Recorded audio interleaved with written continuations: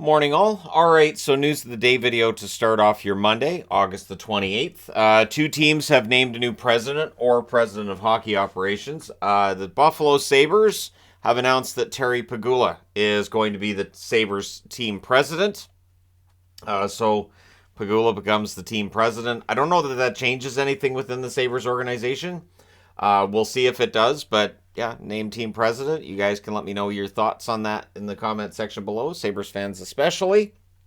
The Capitals have promoted Brian MacLellan. Now, this is different from some of the other promotions we've seen with general managers. Very often when a general manager is promoted to team president, or in this case, president of hockey operations, it can be accompanied by somebody else becoming general manager. That's not the case with the Washington Capitals. Brian MacLellan will be staying on as general manager as well as being named president of hockey operations. He'd been team vice president anyways, so I don't know that this changes much other than his title. MacLellan has overseen the most successful era the Washington Capitals have had in their franchise's existence, so makes total sense that they would promote him as the Capitals go through either just one down year where they're missing the playoffs or starting a new process where they're going to have to renew the roster a little bit. We'll see, right? This year is going to be very telling for the Washington Capitals as an organization. But it would appear that Brian MacLellan is very safe within his job as both GM and president of hockey ops. Again, it is possible we see another general manager come in, think along the same lines as Joe Sakic in Colorado, George McPhee in Las Vegas. But at this point, MacLellan's going to be doing both jobs. So the Toronto Maple Leafs heard the call from the fans and the media that Toronto needs more defense, and they went out and signed Simon Benoit. I will not be redoing the Toronto Maple Leafs season preview as a result. Benoit gives them some depth on the blue line. It's a league minimum deal. I haven't seen whether it's a one-way or a two-way contract. It's very possible he ends up playing for the Marlies for parts of or a lot of this season. He's a physical defenseman that doesn't bring a whole lot else to the game. So he's a big physical defenseman. One thing working in his favor potentially is that he is 24. So he is still young. It's still possible that with the right coaching and the right deployment, the Toronto Maple Leafs may be able to get something out of him.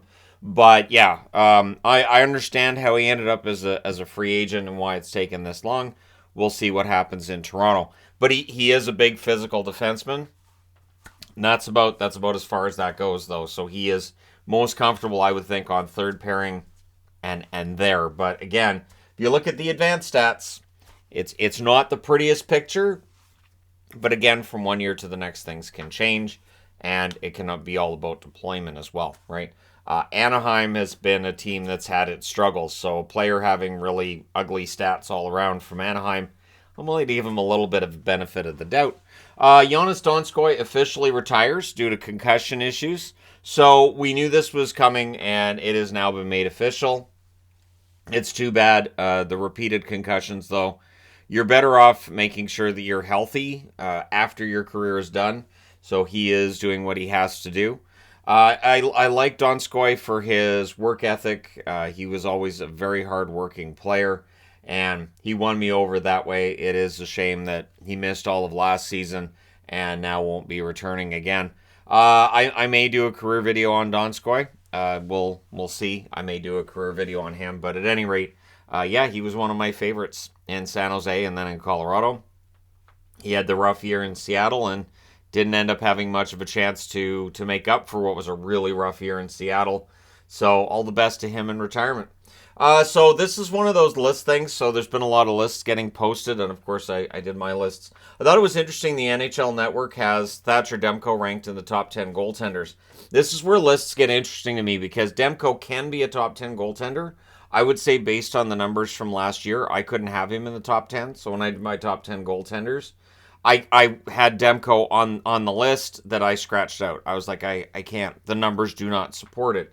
If he's healthy this year, and if he is fully 100%, and if the Canucks avoid their swan song that they usually do when they do the East Coast swing, Demko may very well prove himself to be one of the top goalies in the league again. It's not that far removed from when he was seen as one of the best young goalies in the league. So hopefully the NHL Network has that right. I got my fingers crossed on that one. They've got it right. They also had Philip Gustafsson at number 9. Again, Gustafsson had a really good year. For me with goaltenders, one good year I get a little bit wary of, but yeah, I mean, it was one down year for Demko, so we'll see. Let me know your thoughts in the comments section below, as always. Don't forget to hit like and subscribe if you're browsing your way through. You just happened upon this video. Thank you guys so much for watching, for all your support. I will talk to you again soon.